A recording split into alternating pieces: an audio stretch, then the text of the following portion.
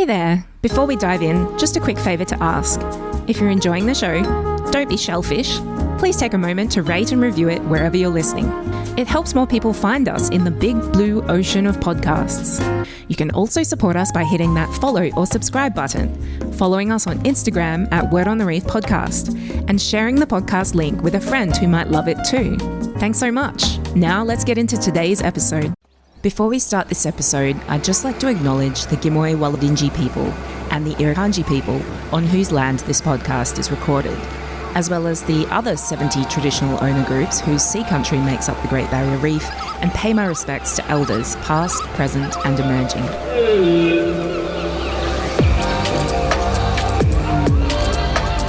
This is Word on the Reef, where marine science meets adventure. Join Tanya Murphy and Brett Goodban as we plunge into the wonders of the Great Barrier Reef and explore the mysteries beneath the waves.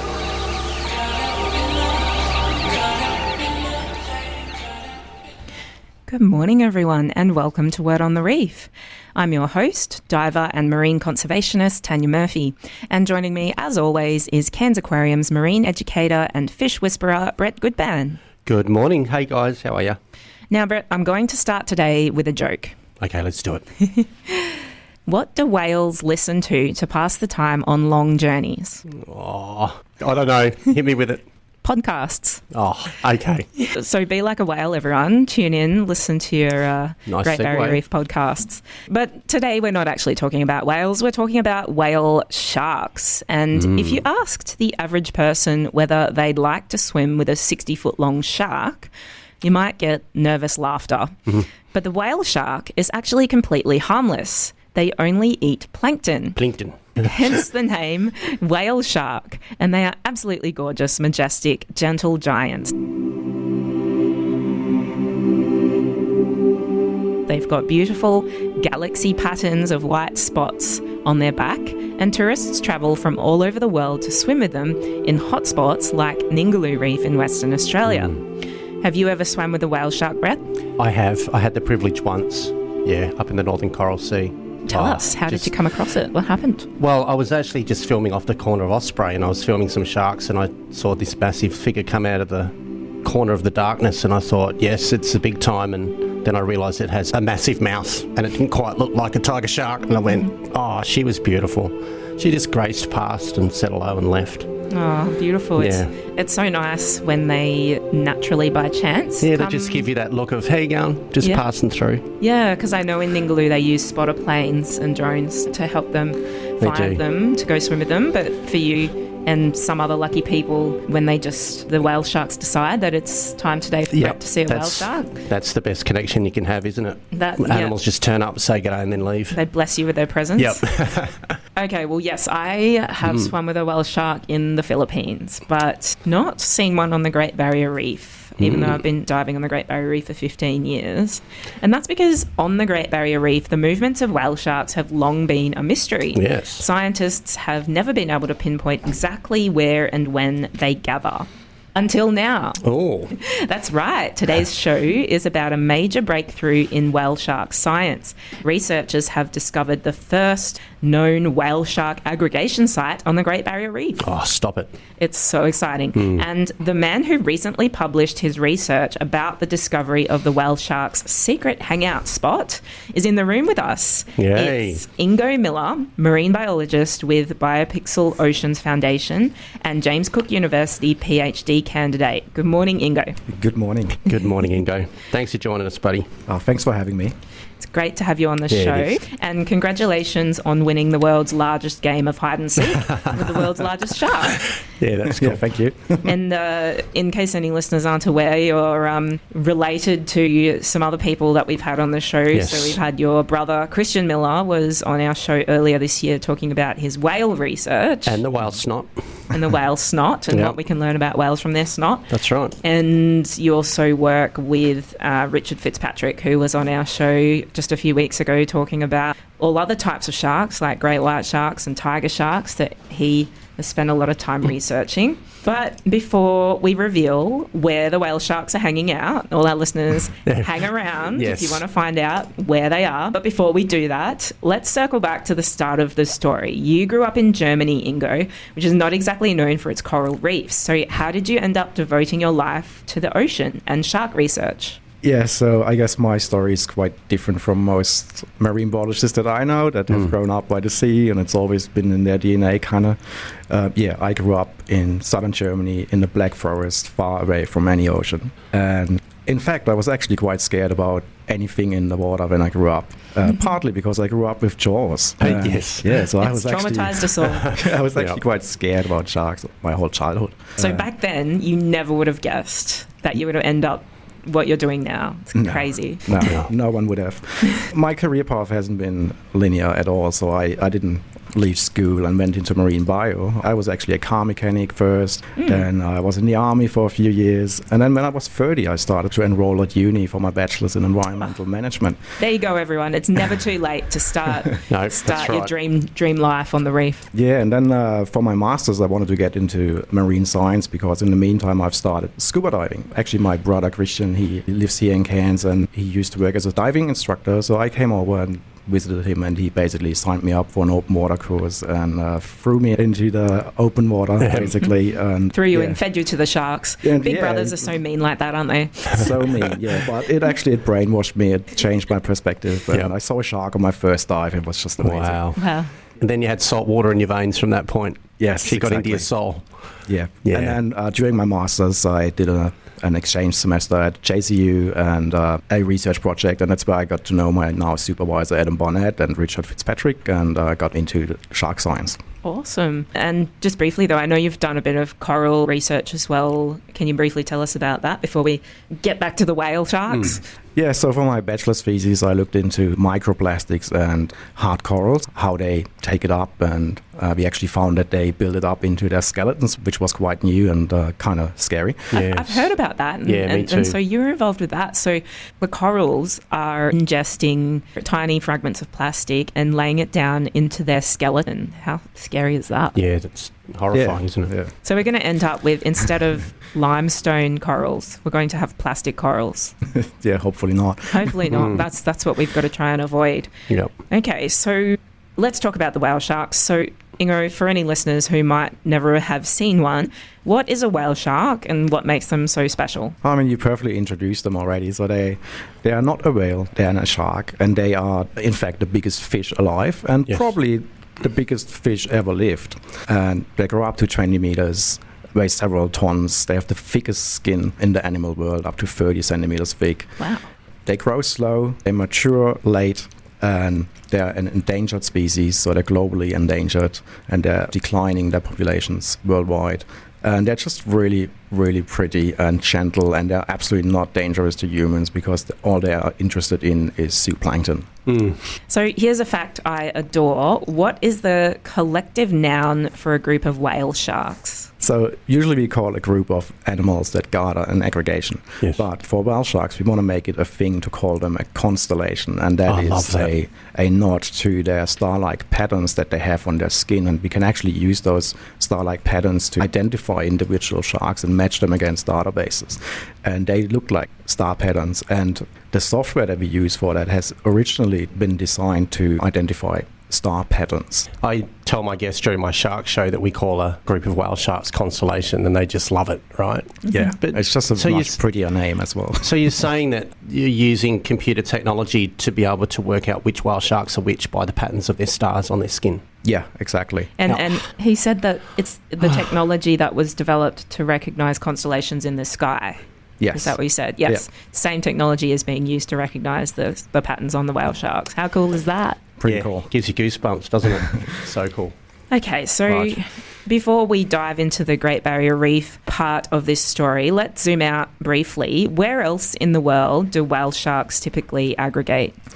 So they live in the tropical warm waters and subtropical warm waters around the globe, and we know of about 30 whale shark aggregations, and they're usually in coastal areas. You know, the thing is, with whale sharks being a filter feeder is quite different from other filter feeders like whales. they migrate to polar regions. Colder water has much more nutrients, and that's where they feed. But whale sharks, on the contrary, they live in the warm waters, which are not very productive, actually. There's not as much krill. Yes, exactly. So they have to travel long distances to find pulses of plankton explosions, basically, and they occur seasonally, usually, and in coastal areas. How much of these poor little planktons do they need to consume a day? I mean, they're pretty scared, these little planktons, when they see them coming, but... Oh, probably. I mean, how much do they have to ingest of those things? Oh, tons of it, yeah, a lot. There's a lot of them in the ocean, I guess is what we take from that. Yeah.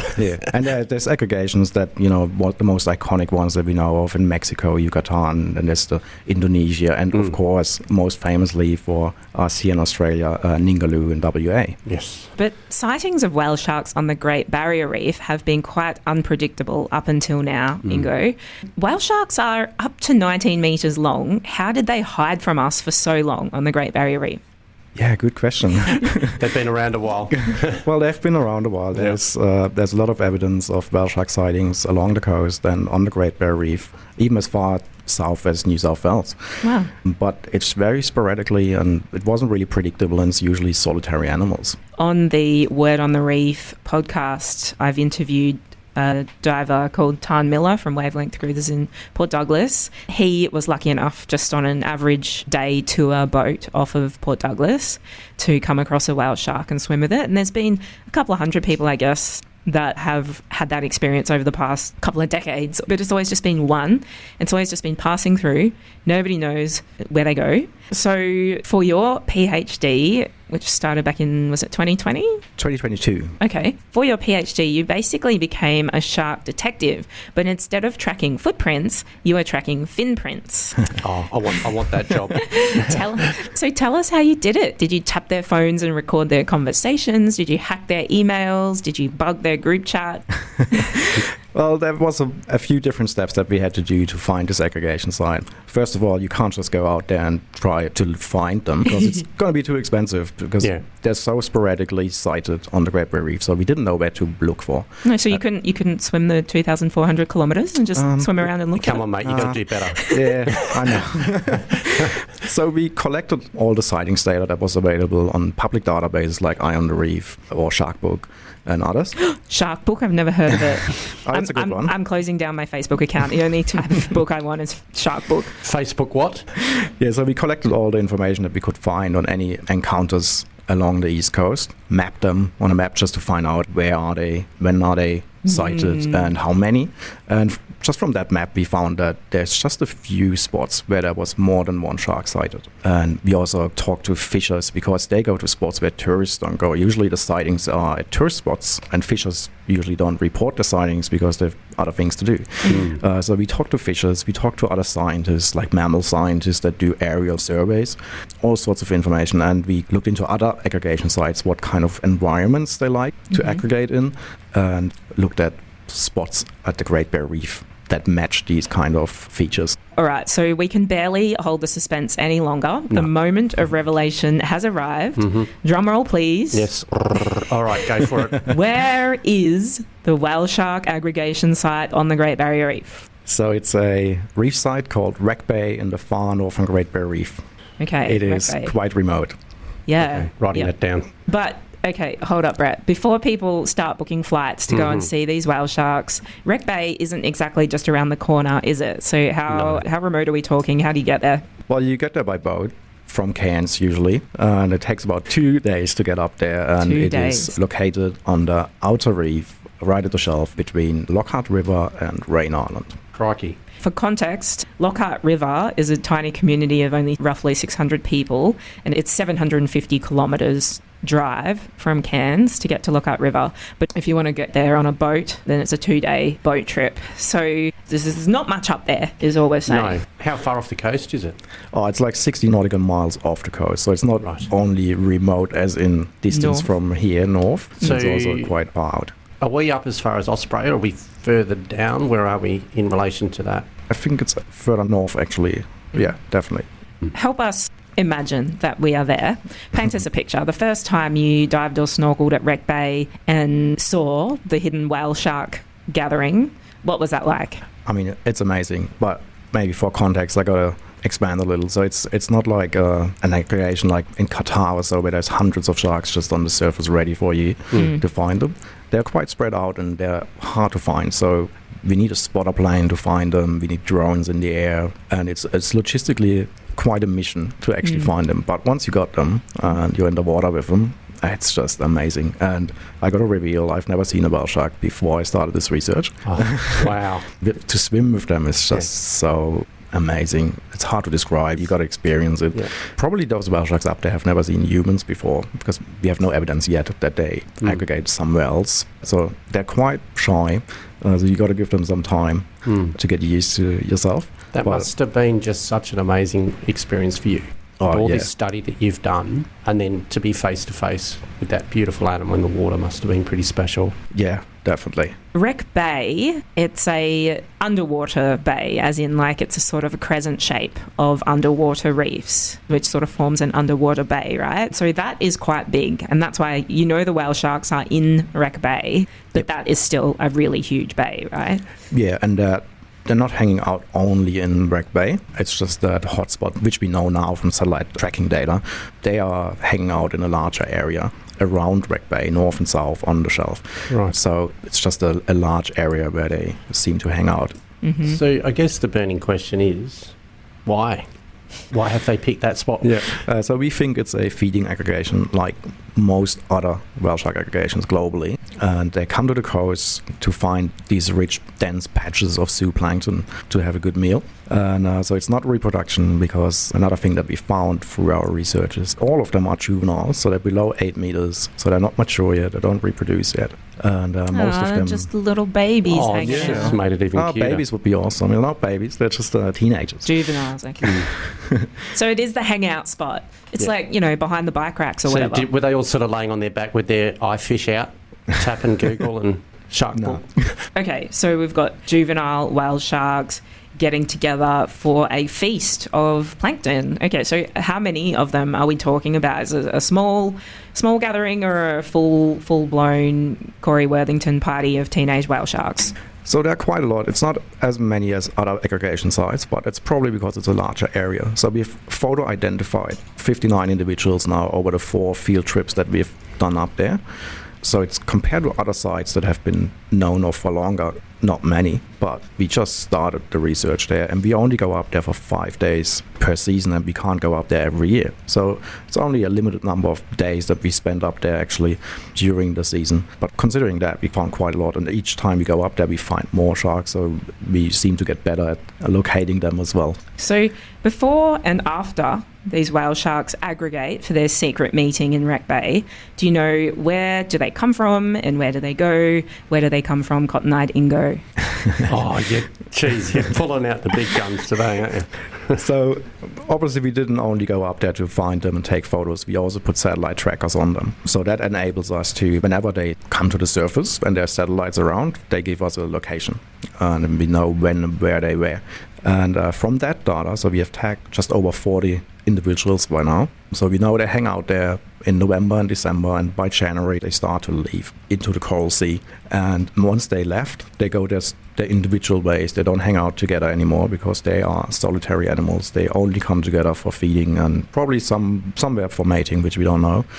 And once they go, they disperse into the Coral Sea very far south and north and wide.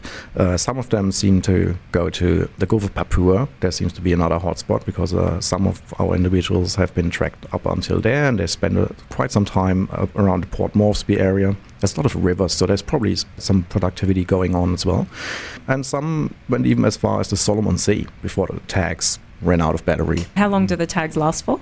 Depending on which model we use, up to 4 years technically, but we use a clamp system to put it on a dorsal fin, so they can also come off and get eaten or whatever. So we have, in whale shark research, we do have a bit of a problem with tag retention times, like how long they last. But we have tracked one individual just over 2 years, which is pretty impressive. And that shark came back twice to Wreck Bay, so it was in Wreck Bay at least 3 times in a row. And there's another individual that came back in the following year. So we have some evidence of returning, which is great. So it's not a one-off thing for them individually, so they do come back. It's an annual festival, a feast. It's like their annual Christmas party in Wreck Bay where they all get together and argue about politics and ask their nieces why they're not married yet and things like that. Oh, wait, I forgot they're all teenagers. So. Yes, they're not worried about that yet. So in order to tag all these whale sharks, you jump in the water and you swim down. How do you tag them? Yeah, so we do that free swimming on snorkel. We don't even use scuba gear or anything. We need to be quick because they swim fast. They have huge tails. Yeah, one flick of that tail and they're gone. Yeah, once they kick there, So you're just out there swimming around the ocean chasing after whale sharks, trying to catch them. Yeah, so we use the spotter plane to locate them first, and then they give us a location. Then a drone comes in and locks onto the shark while it's on the surface, and then we, on the tender, go out with the tagging team, find the shark, and then we go in the water. We take photos first because that's the easiest thing to do. Then we have an ID on the shark and we can match it against the global database to find out if it's been spotted somewhere else, which is good to answer questions about connectivity, stuff like that. And then we put a satellite tag on, and it is on a clamp, so we just slide it onto their dorsal fin so we don't, there's minimal harm. Minimal harm to the animal, and also it's swimming. We can't do much, and we don't want to catch that big animal, so we just slide a tag on. Oh, so you're not just going to grab it with a hook like Richard Fitzpatrick does with his tiger shark? No, not with these ones. No. Just to probably sink your boat. I saw really cool research in Western Australia where one snorkeling researcher scratches the whale shark around its mouth, which they accept because it's what the cleaner fish do. Yeah. And then it will slow down. So the other snorkeling researcher can go and do the whatever they need to do. So maybe you've got to try that technique. That is so cool. I haven't tried that. Yeah. So you just pretend that you're a big cleaner ass. Yeah, because whale sharks will let other fish pick the parasites out of their mouth and things like that. Yeah, so, that's right. Yeah, so as a human, if you do a motion like scratching its mouth... Do you need to dress up in like a big cleaner ass suit? Yeah, with a sexy stripe down the side. Dress up in a big blue shark suit, scratch the front of her. Yeah, I think you should try it. I'll give it a crack. Suit you. Yeah. Our guest today is Ingo Miller, marine biologist with the BioPixel Oceans Foundation and part of a team of scientists who recently discovered the Great Barrier Reef's first known whale shark aggregation site. And we were just talking about how Ingo and the other researchers needed to dive down and attach tracking devices to these whale sharks, and were able to track where they went and also take photos of them, and they can use the spots on the whale sharks to identify individuals. Ingo, did you get to name the 40 whale sharks that you tagged? No, I actually haven't named any, but they do have names. But the satellite tags are usually sponsored. They get to name them. Okay, so you've got Coca-Cola whale shark and... Pepsi shark and... No, well, the first one was actually called GBR1. GBR1. Patient zero of the Great Barrier Reef whale sharks. But there's one called Ingo, isn't there? Yeah, so yeah. Look at the smile on his face. It's like, yeah, there is. So you have one named after you? Yeah. Well, I didn't do that. I would never do that. No. And you said that you had the ability to track your spotty friend Ingo. Can you just look on your computer at any point in time and see where he's hanging at? Yes, I can, but you can too. So we have a website where we put our tracks on, and it's live tracking, so it's updating every morning. So just Google BioTracker sharks, and you will find it. There's also all sorts of sharks that we track at BioPixel Oceans Foundation are up there. I'm going to go and check out and find out where Ingo is after this show.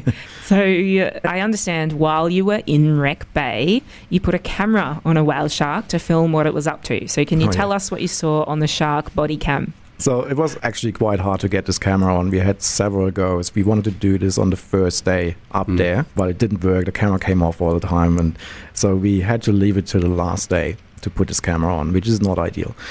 And that camera is supposed to come off after 2 hours, which it didn't. So it's supposed to float to the surface, and then with the GPS you can go pick it up. Grab it again. Yep, exactly. But the whale shark was holding onto it. It's like, no, you're not getting this back. Yeah, but we didn't know, because we thought, it can't be, because it was like hour after hour, and it can't be that it's still on. Like physically, it can't still be on because the clamp dissolves and comes off. Right. So we had to look for this camera floating somewhere on the surface. So we feared that maybe the shark went out into the coral sea quite far, and we just couldn't get a signal.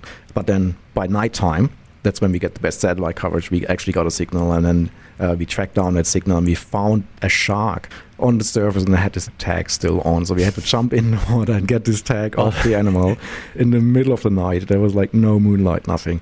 But we got it back, and we had the full 4 hours of battery life and memory of footage on it, and it's quite cool. So that shark was just hanging around in Wreck Bay during the day, coming up to the surface just sometimes, not a lot, and seemed like it was keeping himself busy by following other animals around. It saw another shark, another whale shark underwater. Yeah. It followed around some silver-tip sharks on the reef. Oh, he's just hanging out with his mates. Just hanging out there. Like, just killing. It's so cool. It's like, guys, wait. Yeah. Trying to make friends. At one time, it came to the surface, and we could see our research ship. It's looking at you. Oh, he's stalking you. Yeah, we are out there trying to find them, and they just like in the distance looking at us. And he's just throwing small fish at you. Yeah. That was quite exciting. That was the first camera deployment that we did. So cool. It's quite interesting because we only get them on the surface, so we don't really know what they do. And the fact that we need a plane to find them, and we know it from the tracking data, they don't spend a lot of time on the surface during the day. So we think they feed at night. Actually, we've actually observed it. So it's cool to see what they do, actually. They're just killing time during the day, apparently. Just ran a few errands, just hanging out, Head to the coffee club, a couple of lattes. Yeah. So do you have any idea whether the Great Barrier Reef whale sharks are the same population as the ones seen in Western Australia or elsewhere? So we don't know yet exactly. So we would need to do DNA analysis to do that, but we haven't gone that far yet. But it's probably, so it's suggested that the Ningaloo population and the Indo is the same subpopulation. So it would make sense that ours are probably belonging to that population as well genetically, but we don't know yet, and we have no evidence as of yet that there's any connectivity. So we haven't identified any Ningaloo sharks on the Great Barrier Reef or any of the Indo sharks at the Great Barrier Reef and the other way around. So we are still waiting. We need to collect more data to get their full movement range to find out that story. And what a shame. You're just going to have to hang out with them for a bit longer. Oh, yeah, it's such a shame. Here's what I want to know. Where are the parents? Why are these juvenile delinquents being allowed to hang around in Wreck Bay by themselves? Yeah, that's irresponsible. That is the number one question we all want to know. Yep. We don't really know where the adults are, where they're made, where the babies are. And that's something you're still trying to work out, right? So that's the big question. Yeah, that's what every whale shark researcher is trying to work out. Where are they having their babies? Yeah. Mm-hmm. So there's one whale shark aggregation in the South Atlantic, St. Helena, where there is adult females and males, but it's in the middle of the ocean. So we assume that they're probably mating somewhere in the middle of the sea. An island in the middle of nowhere, that's a good spot to find both sexes of adult sharks. But that research has also only recently started a few years ago, so there's so much more to find out. That'd be so cool, because we know that the courting behaviour of marine animals is so spectacular. And imagine being able to catch that. That would be amazing. Oh, wow. What zoning or level of protection does Wreck Bay have with regards to fishing activities and visitation? And do you think the whale sharks are safe there? So most of Wreck Bay is actually in a green zone, so that's good. It's a no-take zone, so fishing shouldn't be an issue right there. But obviously they're not just hanging out there. They only come there for a few weeks, and then they move away across international waters and other zones in the Coral Sea and whatnot. And so as for fishing here at our aggregation site, I don't think it's much of an issue. It's also not heavily visited, so because it's so remote, there's only a few boats going up there. But there is a very busy shipping lane going past that aggregation site, so there could potentially be an issue. That's one thing we're looking at. Is that on the inside or the outside? It is actually on the inside. I thought it would be on the outside, but it's the inside. There's thousands of bulk carriers, particularly for coal export, as well as imports and exports of other things. But we have thousands of coal export ships ploughing the waters of the Great Barrier Reef every year from ports like Mackay and Gladstone and Abbott Point. So the Great Barrier Reef, sadly and surprisingly, is a mega highway for giant ships. And so what impact do you think that might have on the whale sharks? We don't really know yet. So the fact that it's going on the inside is probably a good thing, because they're not moving into the aggregation from the inside, I guess. They're coming from the outside and from the south. So it's probably a good thing that it's on the inside, but we have to do some modeling. Because you said they spend time feeding on the surface, and that's when strikes could be a problem, right? Yeah. And strikes is actually one of the biggest issues for whale sharks globally. Apart from fishing, and climate change is another obvious one. I guess that's the other side of it now also, isn't it? It's trying to work out how climate change is affecting their behaviours and their patterns. And Yes, exactly. Yeah. So, and that's a hard thing to do for marine animals, because sea surface temperature is going to increase, so they might shift south, but they could also just dive deeper. But it's also very important to find out what is their prey going to do. How is that important site, that habitat changing with climate change? Is it still going to be so productive, or will they have to find a new site? Their food supply is going to change as well. Yeah, that's why this baseline information is important, so we can see how it changes in the future. Or it may have already changed. Maybe they used to hang out just off of cairns and they don't anymore, you know? So do you think we'll see sustainable tourism operators one day taking people out to see the whale sharks at Wreck Bay like they do in Western Australia?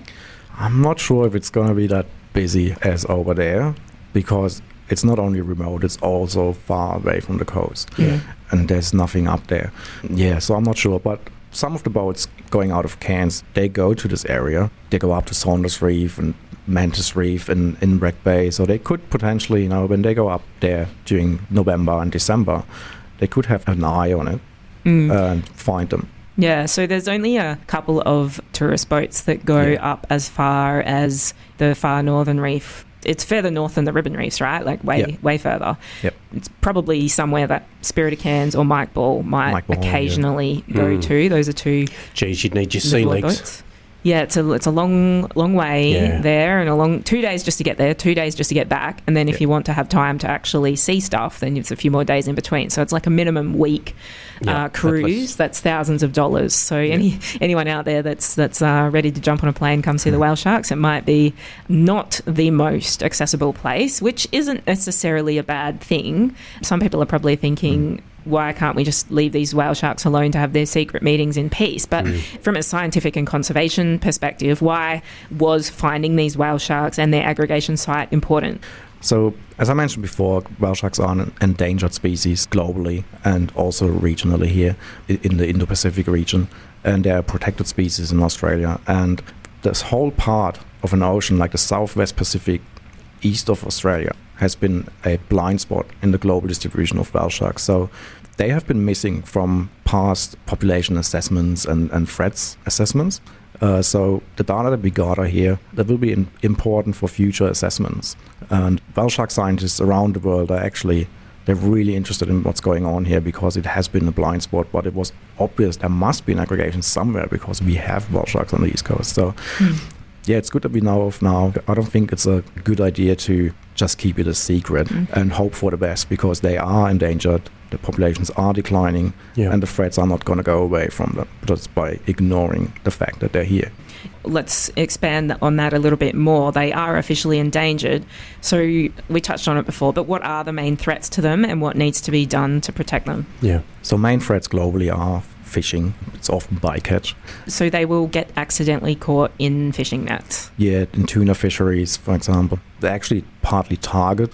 It's not happening as much anymore, but historically they have been targeted, because whale sharks are like big fish aggregation devices, right? So where there's whale sharks in the open ocean, there's tuna. And so they target the whale sharks because they're easier to see. And then they just put their nets around them, and so they can end up in bycatch. Not eating tuna is probably going to be helpful. I just struggle to see how anyone can do something like that. Yeah, and then the big one is shipping vessel strikes. In busy shipping lane. These big ships, they can't slow down even if they saw the shark in front of them. It just takes too much time. But the thing is, with whale sharks, they don't beach, they sink. When they die, they sink. So we don't have much evidence of whale sharks dying from ships, but we have a lot of photo evidence of injuries in aggregation sites. So that's a big threat. And then climate change is another big one. I guess, would that be something to look at, like getting on board with some of these big bulk carrier companies and the shipping companies to highlight when they see them, or if they accidentally strike them, to sort of get an idea? Yeah, definitely. So I think that's something for the Great Barrier Reef Marine Park Authority, I guess, to to manage as well if we find that this is a potential risk.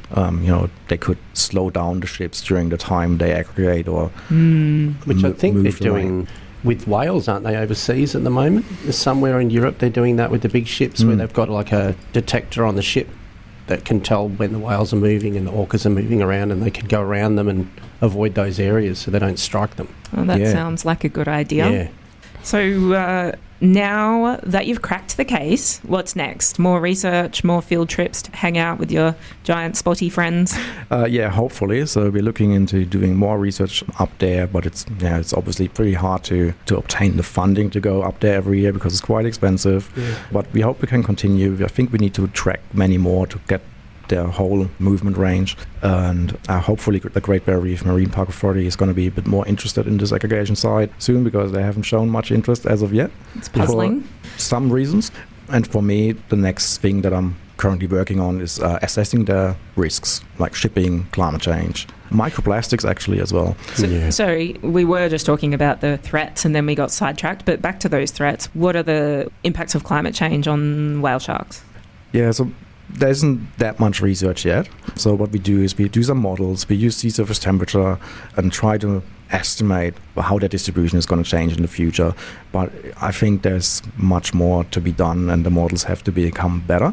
But it has been shown, and that's just what happens with most other species. It's predicted that the more climate change progresses and the more greenhouse gases we put into the atmosphere, the higher the likelihood is of the sharks having to move further south because it's just getting too warm. I ran some models as well lately, and it's showing the same thing on the current pathway of a climate change scenario that we are currently on, with not doing much about it. Wreck Bay is probably not going to be very suitable for them anymore by the end of the century. Yes, along with the coral bleaching and some other impacts, that's our urgent call to cut carbon emissions. Yeah. And so for any listeners out there who are inspired and want to help protect whale sharks or sharks in general, is there things they can get involved with, or just things they can do in their own life, and what advice do you have? Well, one big advice is vote for the right people in government, the ones that are actually listening to science and trying to do something about the issues. Climate change is a big one. If we don't get that in check, not just for sharks, for a lot of species, that's trouble, and it's going to be trouble for us, and we need healthy oceans.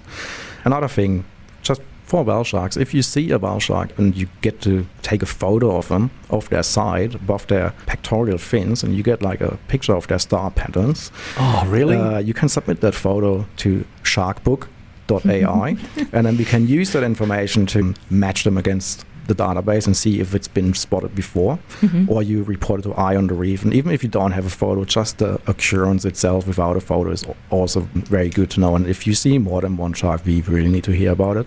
Another things to do is probably like personal choices, like reducing your emissions, food choice. Don't eat shark fin soup. Give flake a break.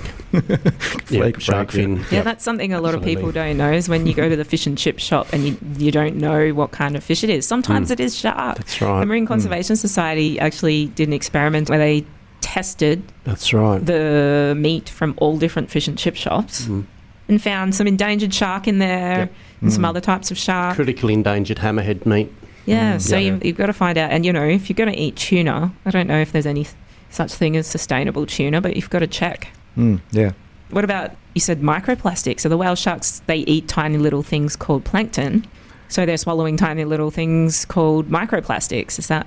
Yeah, potentially. I mean, where there is aggregations of plankton, it makes sense that there's also other floating stuff there, right? Yeah. And there's some evidence of sharks having ingested plastic. So that's why I want to look at this issue. And you talk to my brother Christian, and they're doing beach cleanups in the Cape York area up there, in these remote areas, and there's so much plastic on the beaches. Yeah, it's terrible. So it kind of makes sense. Whale sharks swim around with their mouth wide open, don't they? So anything that's floating other than plankton is potentially just going to get scooped straight up. Bycatch for them. Yeah. So I sampled that area for microplastics to see how much there is and if that could potentially be an issue. So that's one of the things that I'm doing now. It looks like they could almost swallow an Olympic-sized swimming pool in one mouthful. Just that volume, isn't it? They're like just a swimming scoop net with a tail. Yeah. So what's the most important thing that you want people to know about whale sharks as a takeaway?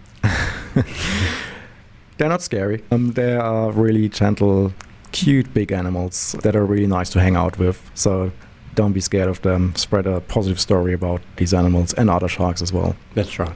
And where can people head to check out your research and learn more about whale sharks and BioPixel and the research that you do? So you can find me on Instagram, but to be honest, I'm not very, very active. So better to follow BioPixel Oceans on Instagram. That's where we put our updates on, and that's where you find me as well. Check out BioTracker to see the satellite tracks. Yes, I'm going to log on right after this and find out where Ingo the whale shark is hanging out There's a Richard as well. Oh, and we can find out where Richard is. Okay, so Ingo Miller, marine biologist with the BioPixel Oceans Foundation and James Cook University PhD candidate. You were part of the team which discovered the Great Barrier Reef's first whale shark aggregation site. Thank you so much for your incredible work, and thanks for joining us on the show today. Thanks for having me. Anytime. Thanks, mate. It's been great. And thanks to you, all our listeners, for joining us on Word on the Reef.